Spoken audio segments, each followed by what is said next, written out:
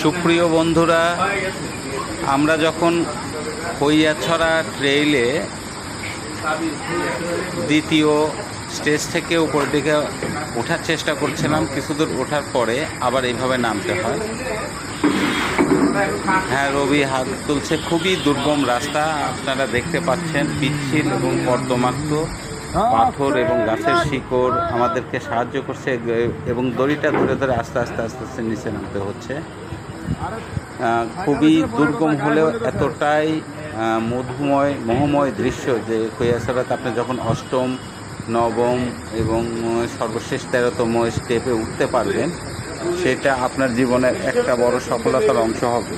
এবং আমরা সাধারণ পোষা বাঙালি যারা আছি, তারা হয়তোবা অনেক দূরে এভারেস্টের চূড়ায় উঠতে পারবো না, কিন্তু এই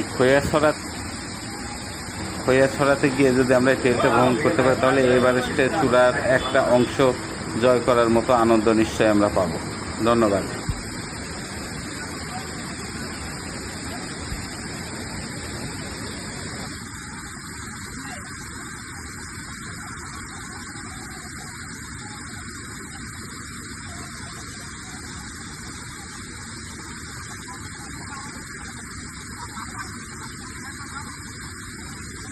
দেখা যাচ্ছে।